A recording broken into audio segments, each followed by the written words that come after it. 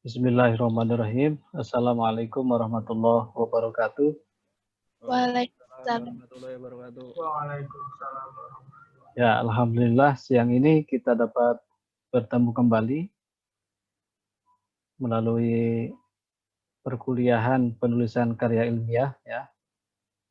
Hari ini kita masuk ke pertemuan ke-6 dan kita akan melanjutkan kajian tentang tata cara penulisan karya ilmiah.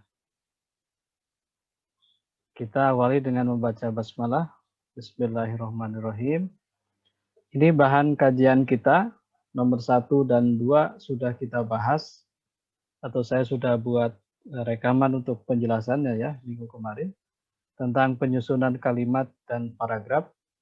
Kemudian yang kedua tentang kecermatan kita menggunakan ejaan yang disempurnakan, yang sekarang menjadi ejaan bahasa Indonesia, dengan berpedoman pada pedoman umum ejaan bahasa Indonesia.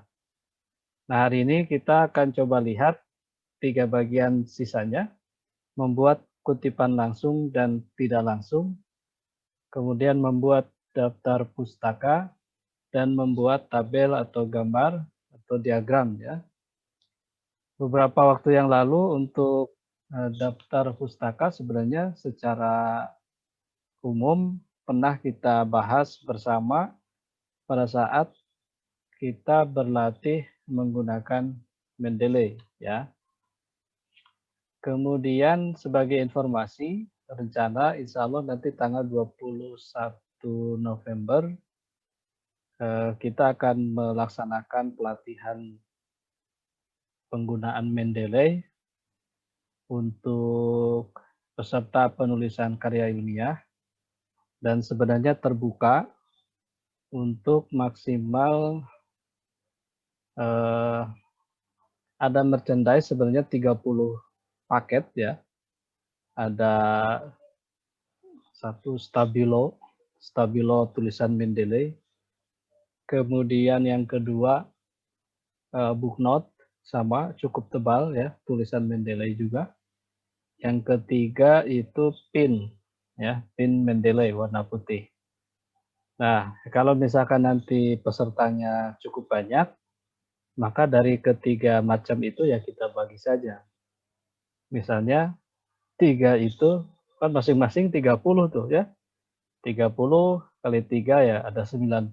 Ya, masing-masing ada yang dapat pin, stabilo, satu lagi ada yang dapat book note.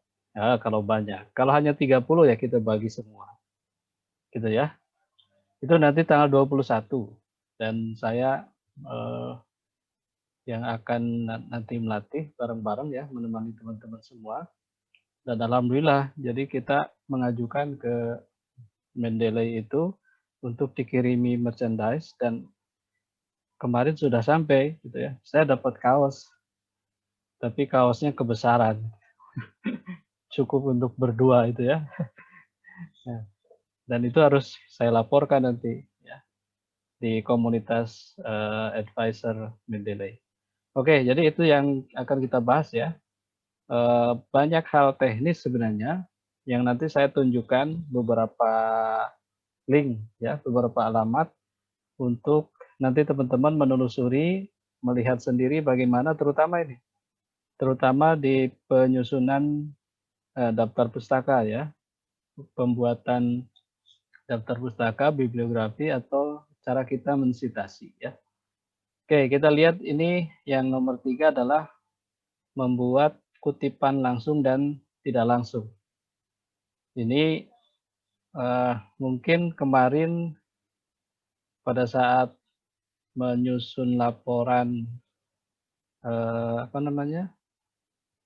PLP 2 itu kan diminta untuk menulis artikel. Nah, untuk menulis artikel ini salah satu yang harus diperhatikan adalah dalam kita mensitasi ya. Mensitasi. Bagaimana mensitasi itu ya? Terutama yang sesuai dengan standar. Nah, kalau kita perhatikan citasi ya, citation adalah penggunaan referensi di teks atau naskah tulisan ilmiah. Jadi ini penting sekali. Salah satu tanda bahwa tulisan itu karya ilmiah adalah adanya sitasi.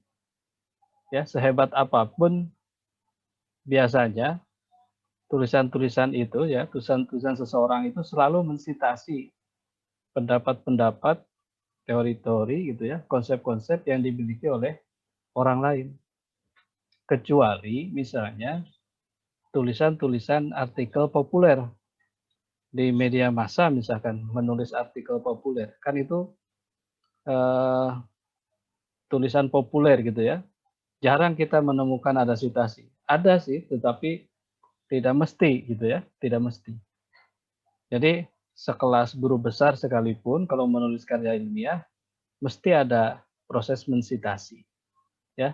Nah, penulisan sitasi ini ya tergantung dari standar atau style penulisan referensi yang digunakan. Jadi nanti beda-beda. Ada yang menggunakan seperti dulu kita bahas, ada menggunakan APA ya yang biasa digunakan oleh ilmu-ilmu sosial seperti kita. Ada yang menggunakan pola style Harvard, menggunakan pola-pola yang lainnya. Dan itu tidak menjadi salah. Yang penting adalah konsistensi. Kita menggunakan apa ini? Satu style kita tetapkan dan kemudian kita konsisten dengan style itu.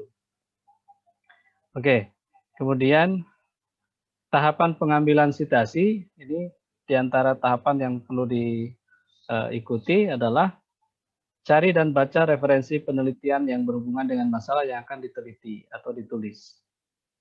Jadi kalau misalkan kita mau menulis tentang sekarang fenomena hoax misalkan gitu ya, maka yang tulisan-tulisan yang harus dicari adalah tulisan-tulisan tentang hoax.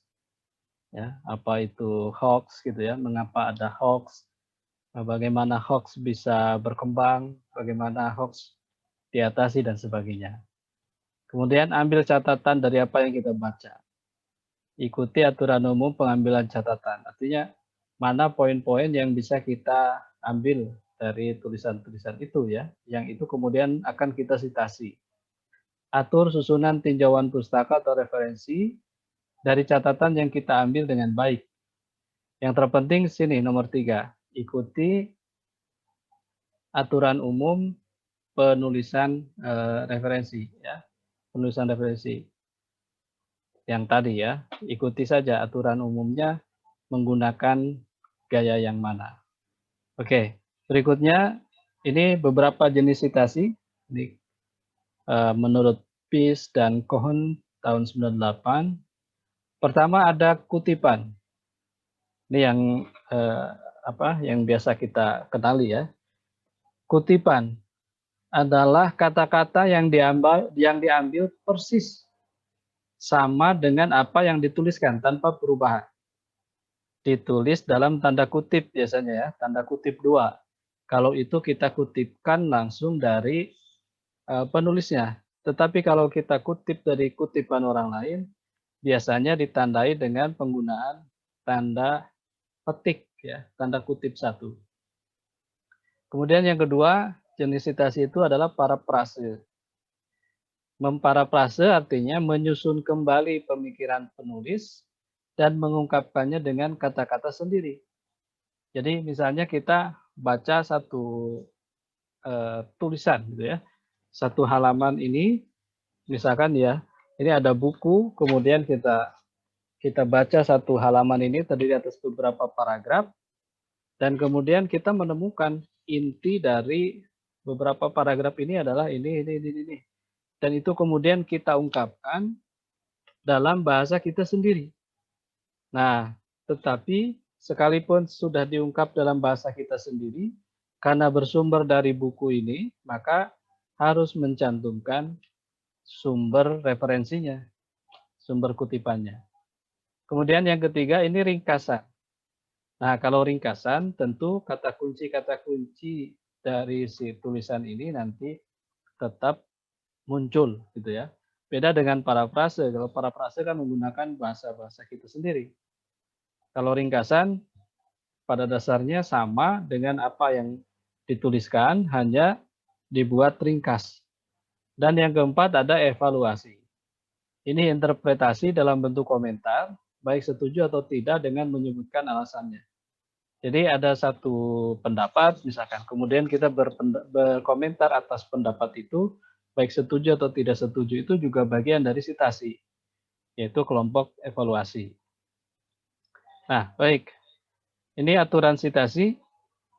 Kutipan yang diambil dari buku dan jurnal diperbolehkan. Ya, ini terutama sekali dalam penulisan ilmiah, yang utama itu malah jurnal, ya, jurnal ilmiah.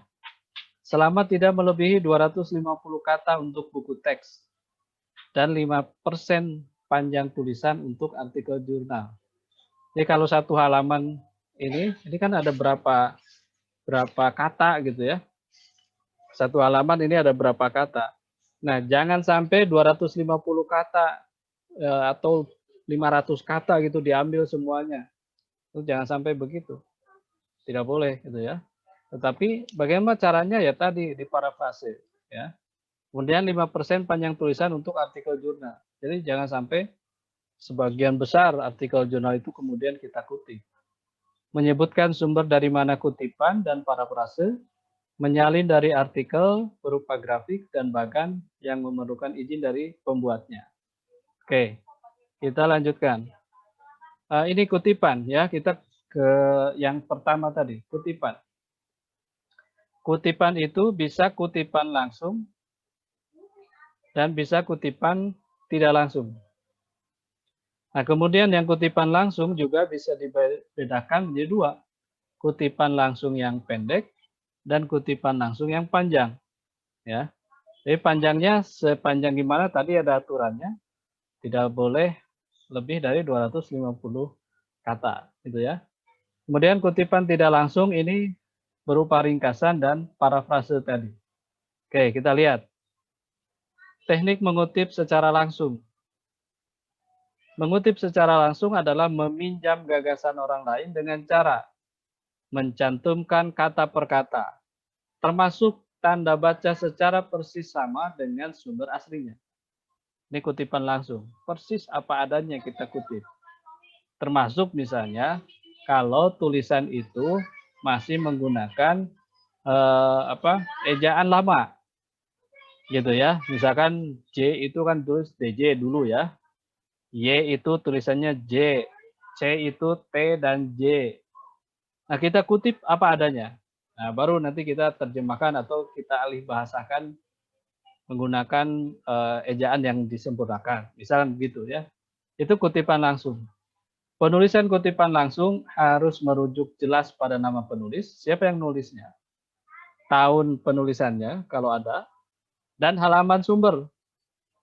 Terutama buku atau jurnal pasti ada halamannya. Ya, beda dengan sumber dari website ya. Kadang tidak jelas halamannya. Harus mengutip langsung, merujuk pada nama penulis, tahun, dan halaman sumber yang dikutip. Ya.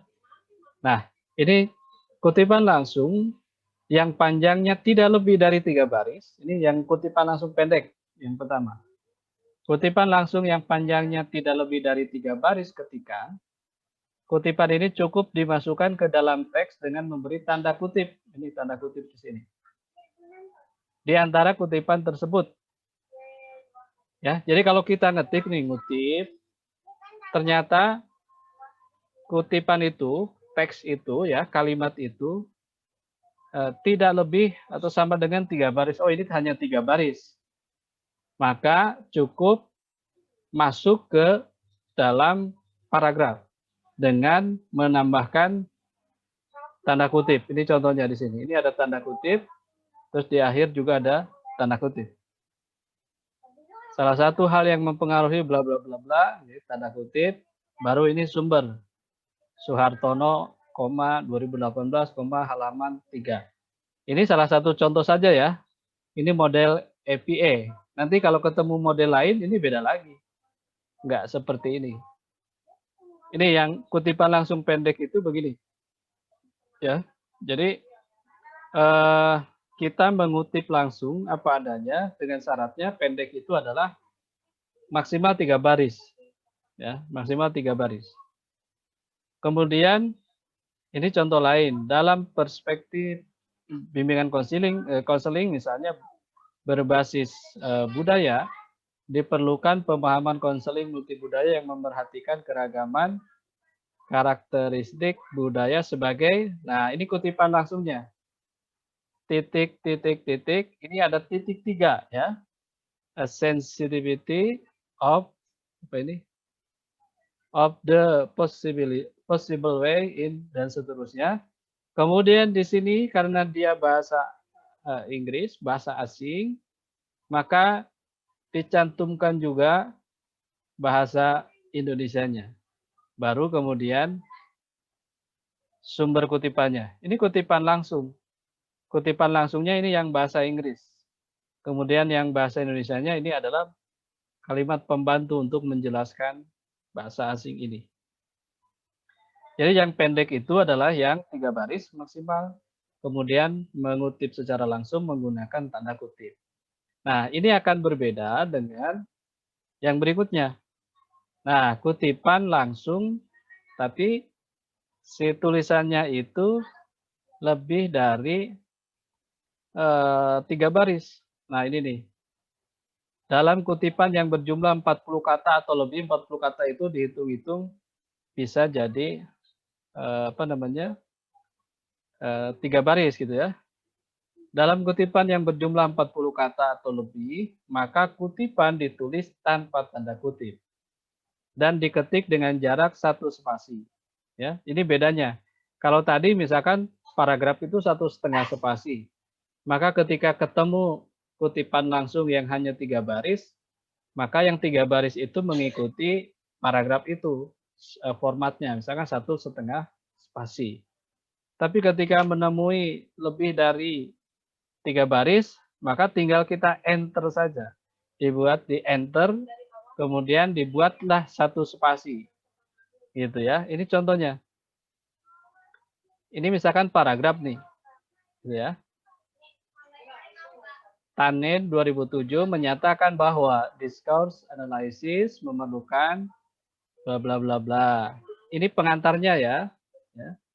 Jadi jangan sampai Tanin discourse analysis, jangan begitu. Tapi Tanin itu apa? Tanin menyatakan bahwa kita berikan dulu pengantar. Jadi enak itu sebelum masuk ke kutipan. Jangan langsung Tanin bla bla bla bla, jangan. Tetapi Tanin menyatakan bahwa misalkan Erikson 2020 menyatakan bahwa apa kira-kira kepemimpinan di mahasiswa haruslah dilatih sedemikian rupa sehingga mahasiswa memiliki jiwa kepemimpinan yang baik dan seterusnya panjang gitu ya. Nah, nanti ditempatkannya seperti ini. Dia mengatakan bahwa, nah kutipan langsungnya itu yang ini, gitu ya. Kutipan langsungnya itu adalah, nah yang ini nih, gitu ya, yang bagian ini. Ini kutipan langsungnya. Kutipan langsung yang panjang. Karena panjang, maka ditempatkanlah dia ditulis 1 spasi. Ini 1 spasi. Kemudian ini lurus dengan cara pengutipan paragraf. Gini ya. Ini dibuat lurus nih. Lurus gitu ya. Nah, itu kutipan langsung yang panjang. Ini belum lagi nanti ditambahkan dalam arti bahasa Indonesianya, kan gitu ya. Arti bahasa Indonesia baru misalkan hal 33. Ada yang nulis hal, ada yang nulis HLM, ada yang kalau menggunakan bahasa Inggris ya tulisnya P ya, page gitu ya. Ada yang juga nulis PP ya. Itu nanti kita setting di kalau Mendeley ya di Mendeley. Ini ya, kutipan langsung panjang. Ini tidak mesti bahasa Inggris ya, Anda mengutip tulisan yang cukup panjang dalam bahasa Indonesia, nanti kalau bahasa Indonesia ya ditulisnya tidak italic seperti ini, tetapi Dia tegak biasa. Oke ya, itu untuk kutipan langsung. Saya kira mudahlah kutipan langsung ya, karena memindahkan kutipan orang lain menjadi milik kita, menjadi apa ke dalam tulisan kita. Hanya etikanya adalah kalau 3 baris dia kita beri tanda kutip dan dia masuk di paragraf. Kalau lebih dari 3 baris dia keluar dari paragraf, dibuat satu spasi, dan cara menulisnya lurus dengan ketukan pertama dari paragraf itu. Nah, gitu ya. Nah, kemudian ini perlu diperhatikan. Lakukan pengutipan dengan kaidah yang tepat. Misalkan ini titik-titik ini tanda kutip, baru di akhirnya Arif, 2020, halaman 20. Atau Arif, ini kutipannya baru sumbernya. Bisa begini, gitu ya. Tuliskan kalimat pengantar. Nah, tadi saya sampaikan, tuliskan kalimat pengantar sebelum masuk kepada kutipan langsung. Nah, sebagaimana dikatakan Arif, misalkan nama saya kan ada 3 suku kata. Maka dalam penulisan ilmiah biasanya nama terakhir yang digunakan. Ya, jadi saya tuh cukup cukup disebut Arif saja, sebagaimana dikatakan Arif. Atau di sini ada siapa ini? Lupi Novisa. Novisa menyatakan, gitu ya. Hal itu dinyatakan oleh Novisa. Bisa saja begitu. Kemudian ada juga misalkan Amiril Mukminin. Mukminin pernah menyebut bahwa, gitu ya. Itu cukup ditulis, disebut nama belakangnya. Tidak perlu inisial nama depannya ditulis. Nah, misalkan menurut Arif, DB, itu bukan begitu. Arif, DB itu nanti muncul di daftar pustaka. Kalau di kutipan cukup ditulis menurut Arif, ya, menurut Mukminin, menurut Novisa, nah, gitu ya. Oke, berikutnya, kapan sebaiknya kita menggunakan kutipan langsung? Ini ada situasi-situasi tertentu di mana kita boleh menggunakan kutipan langsung ya. Kapan? Jika kutipan tersebut akan membuat argumentasi menjadi lebih fokus dan pesan yang ingin disampaikan menjadi semakin kuat. Ini situasi-situasi yang kita mungkin untuk menggunakan kutipan langsung. Pertama, mengutip pernyataan orang terkenal. Ya, orang terkenal membuat pernyataan, nah, kemudian kita kutip. Ya, agar semakin menarik. Untuk menegaskan bahwa pusat hoax nasional itu adalah di istana, misalkan kata Rocky Gerung. Tulis itu. Rocky Gerung menyatakan bahwa sesuai dengan bahasanya, gitu ya, atau sesuai dengan tulisannya yang ada. Kemudian mengutip informasi yang sangat menarik. Ini dari orang terkenal, kemudian ini informasi yang sangat menarik. Relevan apabila terdapat penggunaan istilah atau gaya bahasa yang sangat spesifik, dengan tetap menggunakan kalimat aslinya, tulisan penulis akan menjadi lebih menarik. Misalnya,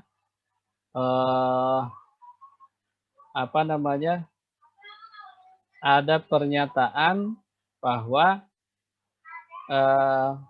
kekuasaan itu cenderung disalahgunakan dan kekuasaan yang absolut pasti disalahgunakan. Itu kata Lord Acton ya. Itu kita kutip gitu ya, karena di sana ada pernyataan yang menarik bahwa the power tends to corrupt, kan gitu ya. Kekuasaan cenderung disalahgunakan dan kekuasaan yang absolut yang mutlak pasti disalahgunakan. Nah, kemudian hendak menegaskan dukungan atau kesetujuan, maka kutipan aslinya kita tuliskan gitu ya.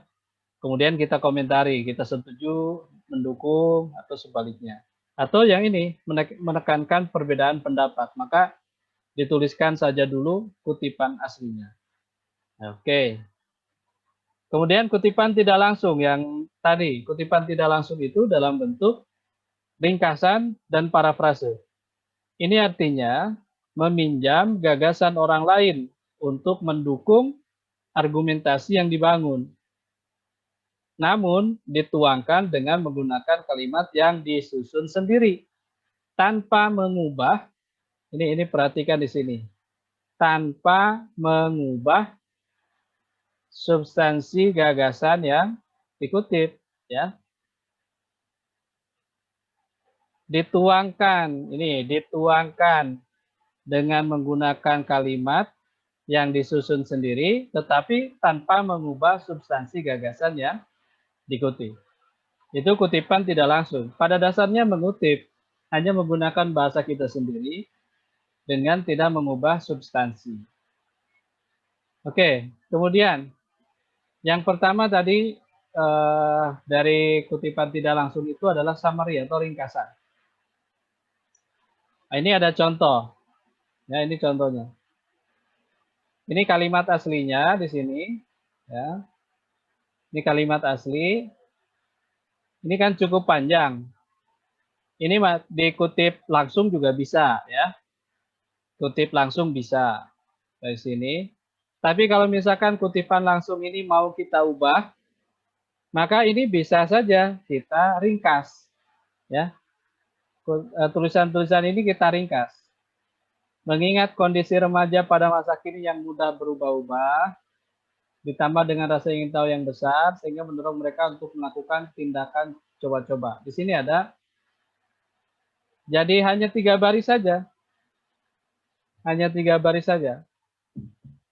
Tapi ini isinya, ya, yang ini tuh, isinya tidak boleh bertentangan atau tidak boleh keluar dari kalimat yang kita ringkas ini. Substansinya tetap sama.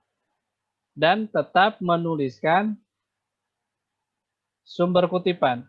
Nah, hanya yang berbeda, karena sudah diringkas, maka di sini ini kok tidak muncul ininya ya. Halamannya ini tidak muncul. Oke, gitu ya. Kemudian ini langkah-langkah merumuskan ringkasan ya. Nanti bisa teman-teman pelajari sendiri ya. Di sini ada untuk menuliskan ringkasan itu baca dan pahami materi, kemudian tutup buku atau artikel asli ya. Tutup, kalau nggak ditutup, kita tuh nanti terpengaruh oleh gaya tulisan yang kita baca, akhirnya tetap saja mengikuti. Nah, harus ditutup. Nah, kemudian ini tipsnya, tuliskan beberapa kata kunci yang akan kita ringkas. Kata kuncinya yang harus ditampilkan. Ya.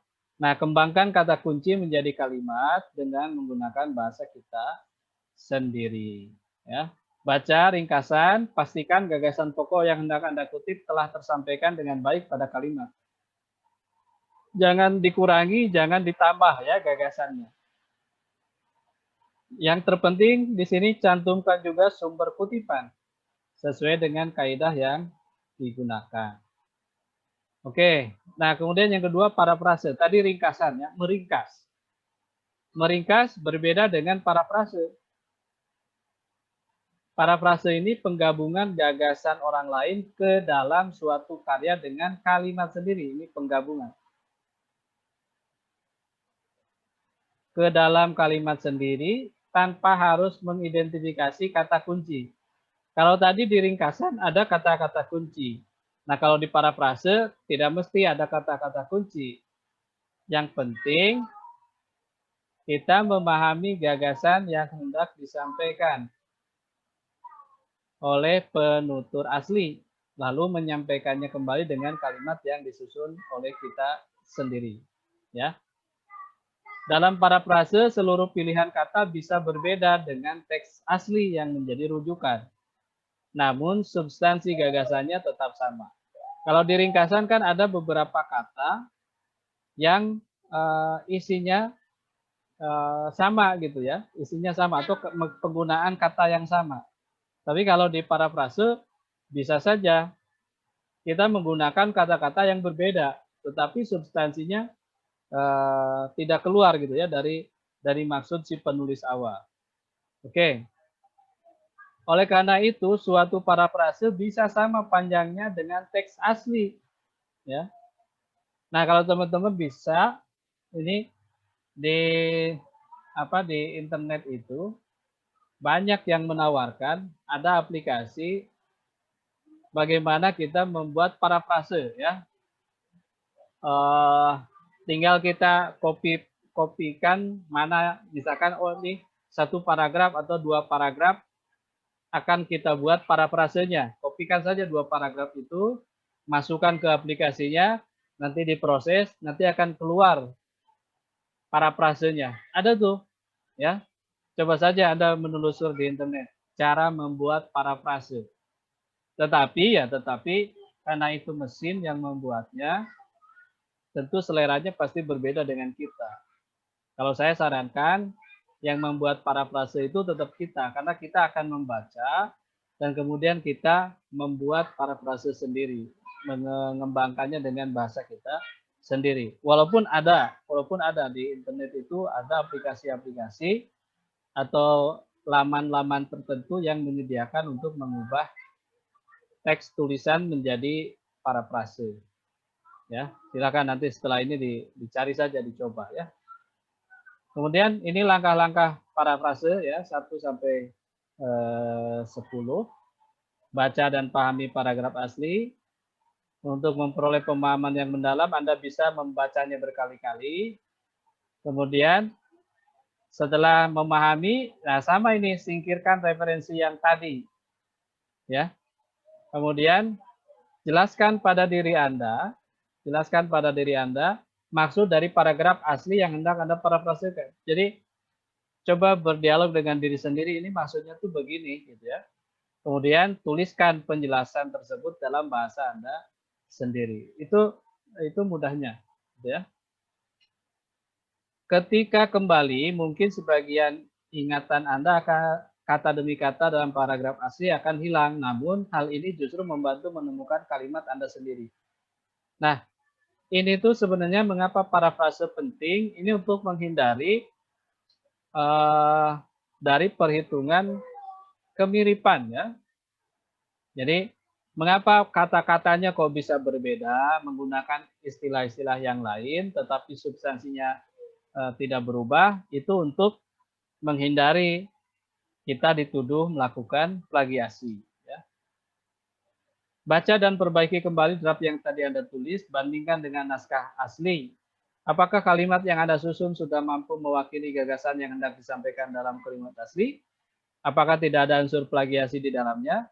Kemudian cantumkan, ini yang terpenting, cantumkan sumber dengan kaidah parafrase yang berlaku. Itu ya. Nah, kemudian kapan sebaiknya parafrase digunakan? Ini 1, 2, 3, sampai 4. Ya. Nah, ini ringkasannya nih. Kutipan langsung, ringkasan, dan parafrase.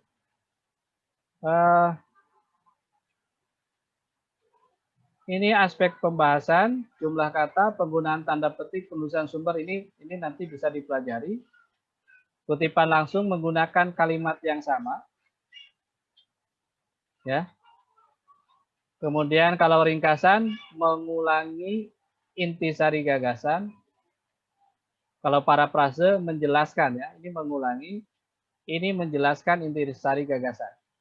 Jumlah katanya di kutipan langsung sama persis, di ringkasan lebih sedikit, di parafrase bisa sama banyak atau lebih banyak daripada rujukan aslinya. Penggunaan tanda petik diletakkan dalam tanda petik. Kalau ini nih di sini kutipan langsung. Kalau ringkasan tidak menggunakan, parafrase juga tidak menggunakan tanda petik. Ya. Penulisan sumber, nama, tahun, halaman ini lengkap. Ya, misalkan ini Paijo, tahun, halaman. Kemudian kalau ringkasan bisa lebih dari 1 halaman, Paijo 2010 halaman 34 sampai 39 yang kita ringkas gitu ya. Kemudian parafrase nama dan tahun dan tidak perlu halaman. Cukup Paijo 2010 gitu ya. Nah, yang berikutnya adalah membuat daftar pustaka ini ya. Nah, membuat daftar pustaka, kalau menggunakan Mendeley ya kita nggak pusing-pusing ya, asal metadatanya sudah benar, kemudian memasukkannya sesuai dengan jenis sumbernya, maka nanti sudah otomatis menjadi daftar pustaka yang bagus. Tapi kalau misalkan kita membuat manual, maka perlu diperhatikan beberapa bagian. Nah, saya berikan contoh di sini atau sumber dari bagaimana kita menggunakan APA yang edisi ke-7 ya. Gaya yang ke-7 ini, APA 7 style ya. Apa APA itu? Asosiasi Psikologi Amerika ya. Dalam bahasa Indonesianya Asosiasi Psikologi Amerika. Oke, kita lihat daftar pustaka memuat seluruh referensi yang ada di dalam tubuh tulisan. Jadi yang kita kutip, yang ada dalam tubuh tulisan, itu ada nanti muncul di daftar pustaka. Apa tujuannya kita menampilkan daftar pustaka? Adalah memberikan informasi pada pembaca akan rujukan yang digunakan oleh penulis sehingga pembaca dapat melakukan pelacakan lebih lanjut. Jadi, oh ini ada pernyataan yang menarik ini, dikutip kutipan langsung, ditulis oleh siapa gitu, bukalah di daftar pustaka. Kemudian dalam daftar pustaka seluruh referensi harus dicantumkan dengan lengkap. Penulisan daftar pustaka harus mengikuti kaidah penulisan standar yang diakui secara internasional. Nah, ini biasanya untuk kita di ilmu sosial kita menggunakan yang ini. Ya, yang APA style. Nah, kemarin saya menulis proposal, misalkan pengajuan proposal penelitian Ristek Dikti itu menggunakan model Harvard ya kalau tidak salah, atau ada lagi satu model Vancouver ya menggunakan itu.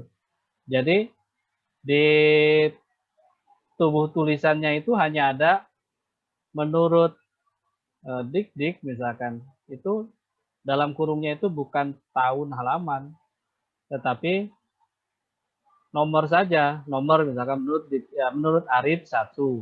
Sementara itu Novisa 2. Sedangkan Mukminin 3. Nah, 1, 2, 3 itu nanti muncul di daftar pustaka. 1 ini, 2 ini, 3 ini. Gitu ya. Itu modelnya macam-macam, gayanya beda-beda. Oke. Tidak ada yang lebih baik maupun lebih buruk dalam masing-masing style tersebut ya. APA, Chicago Manual of Style, dan Harvard Style. Yang penting di sini adalah konsistensi. Yang penting konsisten. Kalau menggunakan APA ya gunakan APA seterusnya. Satu tulisan, satu artikel itu misalkan menggunakan APA ya semuanya gunakan APA. Jangan gonta-ganti atau campuran gitu ya. Itu tidak boleh. Nah, ini APA yang ke-7, edisi ke-7. Ini saya cantumkan beberapa link ya. Anda kunjungi link ini ya, apastyle.apa.org. Di sini ini ada PDF-nya, nanti saya bagikan juga. Sudah saya download. Ringkasan bagaimana kita membuat referensi ya. Nah, ini Common Reference Example Guide. Jadi ada yang ringkasan yang paling mudah kita membuat daftar pustaka menggunakan APA ya. Nanti kunjungi ini. Atau nanti di bagian akhir saya tunjukkan. Nah, kemudian secara garis besar yang diatur oleh APA itu ini nih. Bagaimana kita mengutip dari sumber textual work. Itu yang pertama. Ya. Ini yang textual work. Nih, pertama.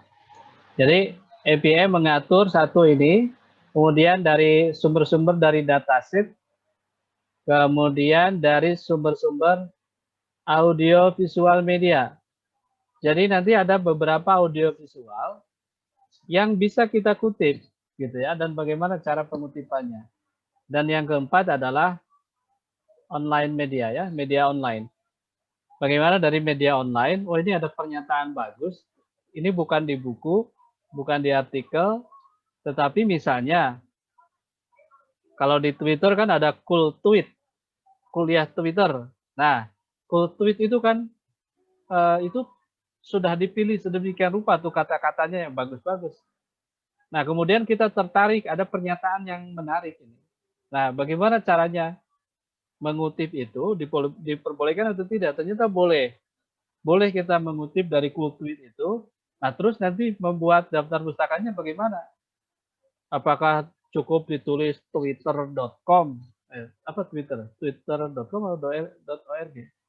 Atau misalkan kita menulis dari ini nih sumber dari online media itu dari mana ini sumbernya? Ada apa di internet? Ya di mana? Di Google. Mana sumbernya? Google.com. Kan nggak mungkin. Masa Google.com? Misalkan judul ini di mana ini? Di Google.com. Artinya kan itu suruh nyari itu. Si pembaca suruh nyari sendiri, buka aja Google. Google kan ini apa? Media untuk pencarian. Ya. Bukan alamat apa namanya untuk pengutipan gitu ya. Oke, jadi di alamat ini nih ya, alamat ini teman-teman nanti saya bagikan ininya apa PPT-nya, Anda tinggal klik saja. Alamat ini nanti ketemu ke sini, reference example. Nah, kemudian dari sini ini kan 1 2 3 4 ya, textual work, dataset, audio visual media dan online media. Ini yang textual work ini banyak sekali. Ya. Yang utama ini yang terbit secara periodikal, jurnal. Artikel jurnal ini yang diharapkan banyak dikutip ini oleh para mahasiswa, jurnal. Kemudian ini majalah, artikel majalah ya, artikel yang ada di majalah. Cari majalah, majalah apa? Tempo misalnya, Gatra, terus majalah apa ya? Suara Muhammadiyah, majalah buletin kewarganegaraan gitu ya kalau sudah terbit, buletin PKN kalau sudah terbit, atau ini newspaper article reference artikel di koran boleh kita kutip ya. Ini nih kan periodikal tuh setiap hari ada tulisan di koran. Blog post and blog comment reference ya, up to date article reference. Ini bagaimana cara mengutipnya ya. Setelah nanti Anda ketemu di sini ya, masuk ke sini nih tinggal diklik satu-satu nih ketemu nih. Oh, ternyata kalau jurnal ini caranya nanti cara penulisan daftar pusakanya begini. Yang dicetak miring itu nama jurnalnya. Begitu ya. Judul artikelnya tegak biasa. Kemudian ini buku. Nah, buku ya, buku referensi dan buku-buku yang lainnya. Kemudian ini edited book chapter. Kalau buku itu ditulis oleh bareng-bareng ya. Misalkan saya menulis buku, saya editornya, tapi yang di dalam itu penulisnya ada saya, ada Patista, Bu Sipa, Bu Mar, dan seterusnya. Ya, banyak yang menulis. Saya hanya editor saja. Gimana nanti cara pengutipannya? Ya. Kemudian dictionary, ya ini apa dictionary? Kamus ya. Kemudian ini Wikipedia. Nah, Wikipedia boleh diikuti. Nah, sementara di kita tampaknya untuk Wikipedia, walaupun ada tata cara apa namanya pengutipannya boleh-boleh saja. Tetapi sebaiknya kalau masih ada referensi yang lain, jangan dulu gunakan Wikipedia. Karena Wikipedia itu kan apa namanya, ensiklopedia yang sangat dinamis ya. Pertama kita kutip, besoknya mungkin sudah berubah, gitu. Karena ada fasilitas untuk mengedit, gitu ya. Kayak dulu perdebatan antara mudik dengan pulang kampung, gitu ya. Mudik adalah, pulang kampung adalah. Kemudian di Wikipedia rame itu. Karena pendukung mudik dan pulang kampung adalah berbeda, menulis bahwa mudik ini, pulang kampung ini. Sementara pendukung mudik dan pulang kampung sama, juga sama-sama ikut mengedit. Rebutan itu sampai dikunci. Nah, kemudian ada juga report, ya, laporan-laporan. Bagaimana cara kita mengutip dari laporan-laporan semacam ini, dari brosur, dari laporan individual, laporan pemerintah, ya. Kemudian ini conference presentation, proceeding juga bagaimana cara mengutipnya. Kemudian ada disertasi, ini yang dipublikasikan atau unpublished disertasi or thesis reference. Di kita rata-rata tesis itu tidak dipublikasikan, ya, skripsi tidak dipublikasikan. Begitu selesai sidang yudisium mengumpulkan saja simpan.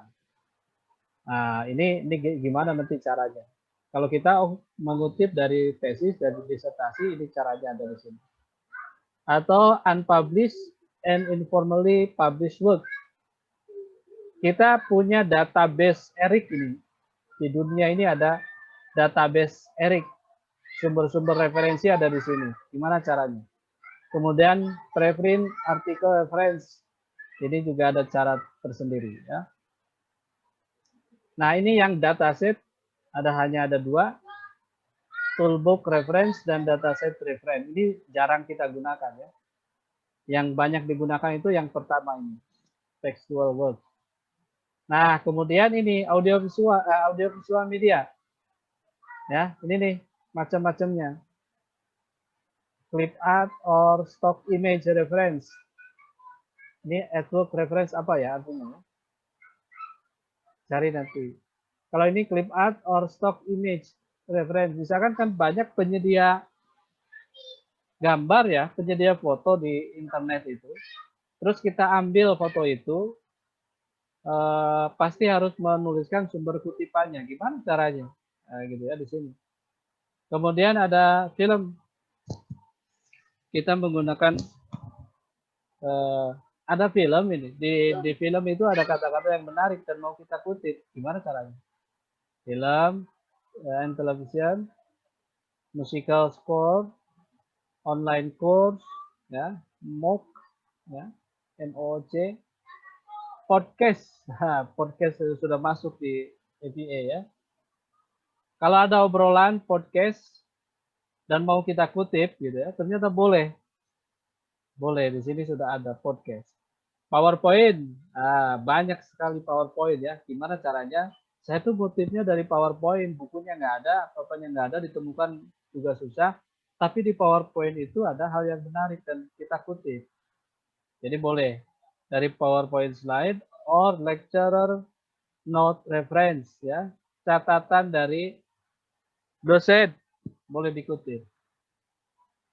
Radio broadcast, TED talk reference, transcript of an audiovisual ya.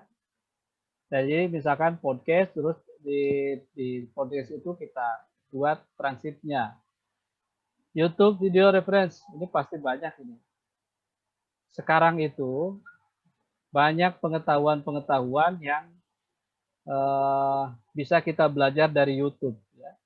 Dan kita bisa kutip dari YouTube itu, tapi bagaimana caranya? Tentu YouTube-nya YouTube yang benar gitu ya, bukan sekedar mengejar apa istilahnya, mengejar konten gitu ya, demi konten, enggak, tapi YouTube yang menampilkan hal-hal yang benar.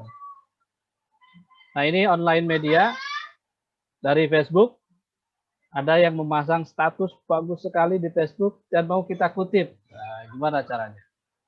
Dari Instagram, dari link, dari online forum, ya. Di apa namanya? Di e-learning itu kan ada forum tuh, ngobrol segala macam. Ternyata ada yang menarik dan mau kita kutip. Ini ada caranya. Ada TikTok juga ini, ya. TikTok reference. Dari Twitter tadi yang saya sampaikan. Ya. Kemudian yang ini masih jarang ya. Sosial media ini masih jarang kita kutip, ya. Tetapi yang sering kita kutip adalah ini dari web page and website, ya. Ini sering ada artikel disimpan di website, ya. Kemudian ada sumber-sumber pendidikan terbuka di website, ya. Atau ada sumber-sumber referensi umum yang disimpan di website, termasuk ini praktek clinical reference. Jadi ada teknik-teknik tertentu, tips-tips tertentu yang disimpan di website dan bagaimana cara kita mengutipnya. Oke, itu kita bisa berkunjung ke websitenya langsung di APA ini ya, apastyle.apa.org, dan nanti kita akan menemukan banyak informasi bagaimana cara melakukan citasi ya dan menyusun daftar pustaka. Oke, kemudian membuat tabel dan gambar ini juga sama ya. Tabel atau gambar ini saya berikan contoh menggunakan style APA. Ini contoh dari APA ya. Kalau kita membuat tabel, kalau kita mau konsisten dengan APA, inilah contohnya. Cara membuat judul tabel, ini judul tabel. Ini tabelnya ditulis begini di atas, kemudian ini judul tabelnya. Ya. Tabel 2. Judul tabelnya ditulis cetak miring. Ini penjelasan lebih lanjut. Ini tabel number, tabel title, ya. Terus ini isiannya ini. Nah, di sini ada note, ada catatan. Jadi tidak hanya berhenti di tabel. Ya, seperti pada tabel berikut titik gitu ya. Tapi perlu ada catatan. This table ya demonstrate the element of a prototypical table, general note to a table dan sebagainya. Gitu ya. Jadi tidak selesai hanya di tabel sampai sini saja. Tapi di bawahnya ada uraian. Uraian ini adalah uraian menjelaskan tabel di atas. Gitu ya. Ini modelnya nih, model tabel terbuka ini hanya tertutupnya itu garis atas, garis bawah, kemudian garis untuk judul, subjudul di tabel.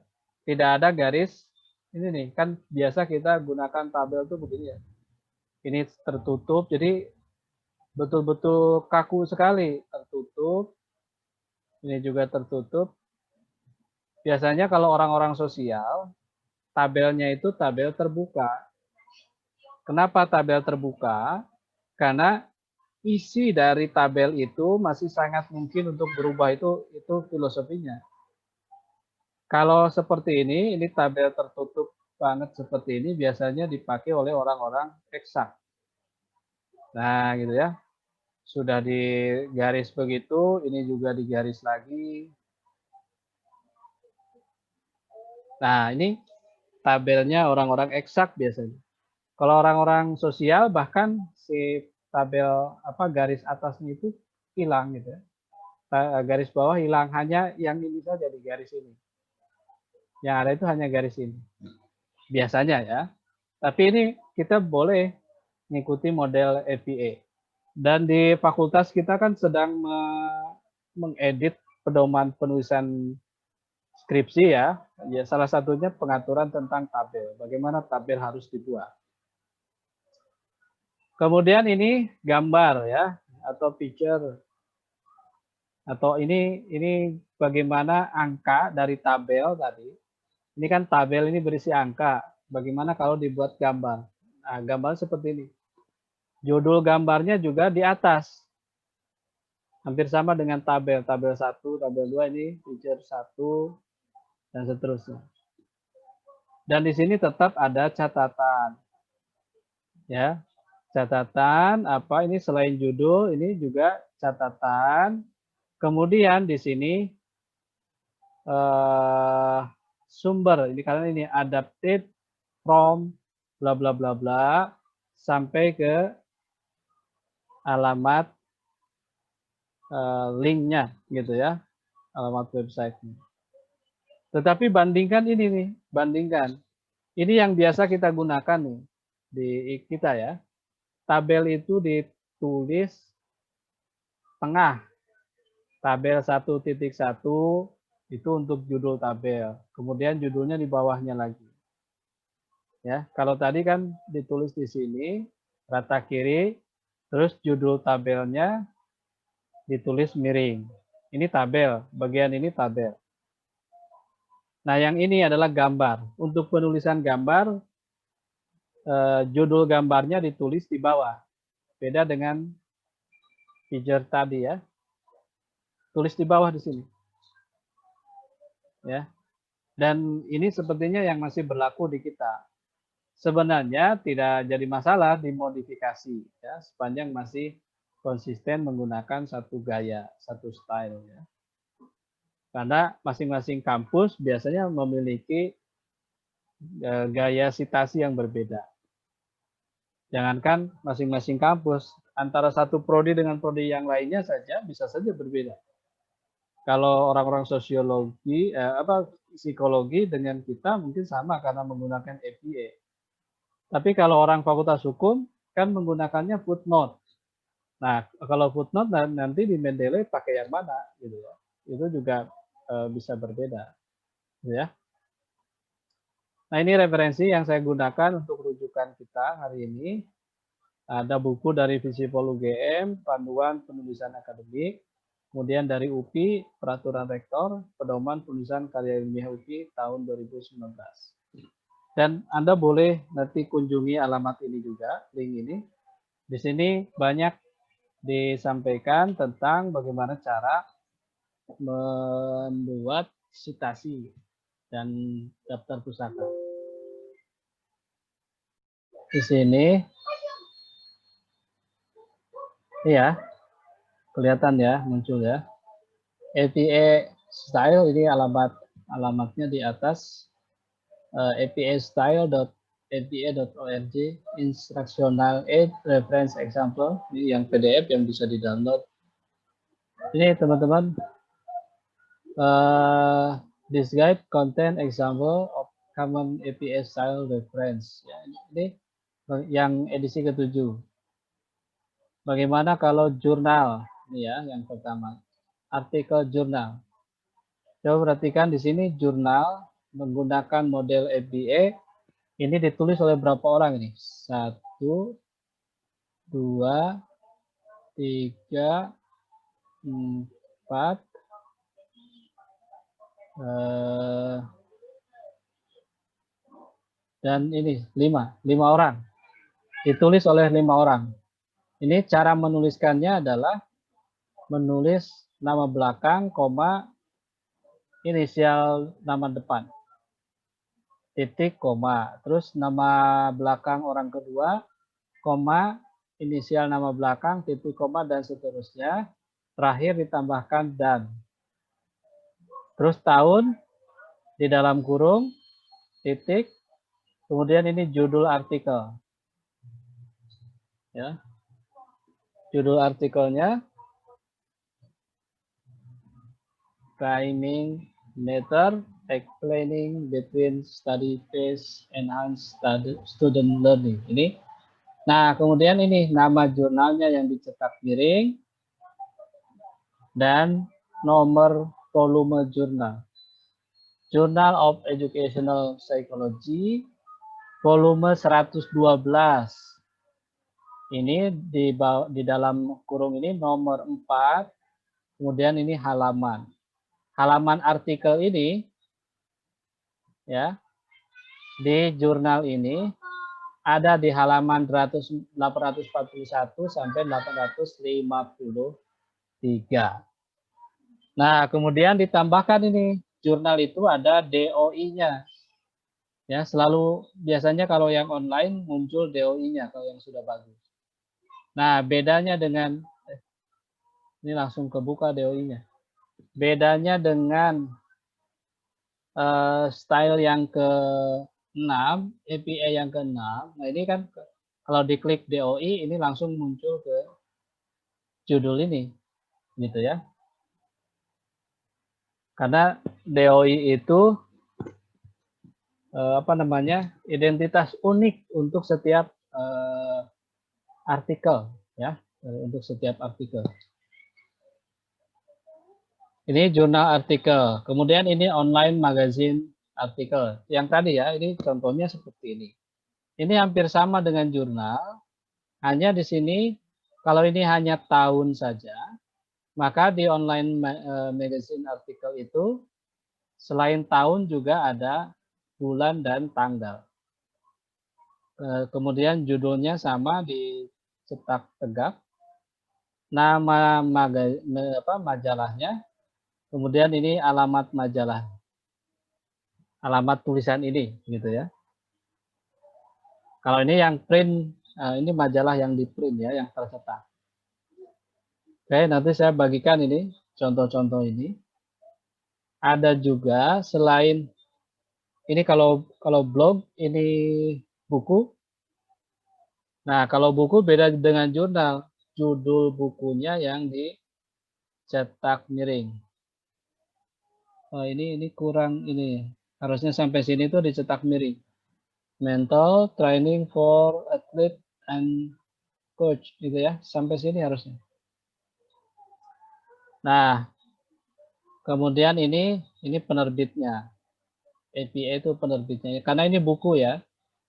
Kemudian ini edited book chapter. Ini penulisnya. Kemudian ini judul tulisannya di buku itu. Kemudian inilah nama editornya. In dalam ya, In C. Michael. Ini sebagai editor. Kemudian ini judul bukunya. Ya. Kemudian ini halaman judul artikel ini. Ya, ada di mana. Nah, kemudian ini nama penerbitnya. Oke, ini saya kira contoh-contoh ini perlu kita coba, perlu kita latih. Mudahnya ya menggunakan Mendeley atau Zotero, atau ada lagi kita bisa menggunakan di Word itu ya, di Office itu, di reference itu juga bisa kita gunakan. Ini contoh satu yang kita ambil langsung dari APA. Nah, kemudian ada contoh lain. Nah, ini dari link yang tadi ya. Ini kalau buku dan e-book with DOI. Di dalam teks itu cara nulisnya begini. Kalau ditempatkan di belakang kutipan, maka ditulisnya begini. Tapi kalau ditempatkan di depan, namanya dikeluarkan, ininya tahunnya yang di dalam kurung. Ya, ini yang di atas tuh sumber kutipan itu ditempatkan setelah kutipan. Kalau yang di bawahnya sumber kutipan mendahului kutipan, gitu ya. Kemudian nanti di daftar pustakanya akan seperti ini. Ini contoh-contohnya ya. Ini dari sumber yang lain, tetapi ininya sama. APA 7 style ya. Oke. Sampai ke bagaimana cara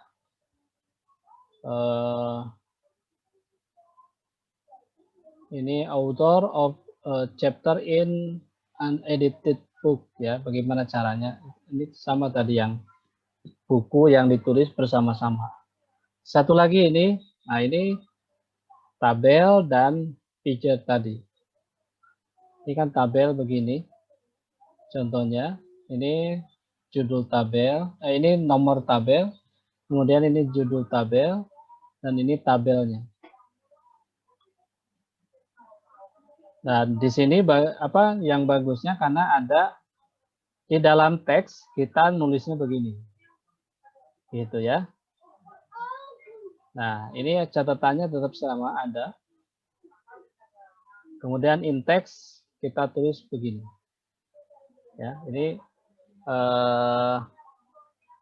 alternatif lain cara menulis. Apa namanya?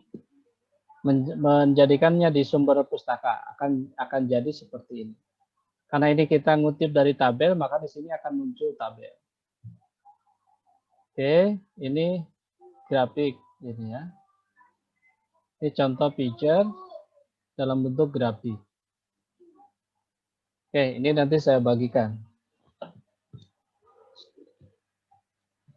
Oke, kemudian yang tadi lebih lengkapnya ya, ini nih. Nah, kita buka yang ini kan tadi. apstyle.apa.org itu, kemudian kita buka yang mana tadi? Reference, ya. Reference, betul ya. Reference example. Yang tadi textual work dataset, kita tinggal klik saja nih. Misalkan kita mau ngutip dari buku, bagaimana caranya? Tinggal klik book reference. Oh, ini contohnya. Ketemu cara menulis di daftar pustakanya seperti ini. Jackson, L.M ini nama depan, L.M itu inisial nama depan. Nama depan, nama tengah, dan ini nama belakang. Tahun terbit di dalam kurung, judulnya dicetak miring, ya ini second edition. Ini nama penerbit. Sekarang kota terbit tidak muncul, ya. Yang edisi ke-7 itu kota terbitnya tidak perlu muncul. Jadi langsung nama penerbitnya saja. Nah, kemudian buku ini punya DOI, ya, bisa dilacak. Terus ini contoh lain. Penerbitnya Penguin Books, ya. Ini cara kita menuliskan di teks gitu ya. Kalau misalkan dua-duanya kita kutip, maka bisa ditulis begini. Ini untuk kita menempatkan di belakang teks. Jackson, 2019, titik koma ini untuk membedakan bahwa di sana ada dua orang yang menulis hal yang sama. Kalau misalkan di depan, Jackson and Sapolsky. Sapolsky ya. Jackson dan Sapolsky.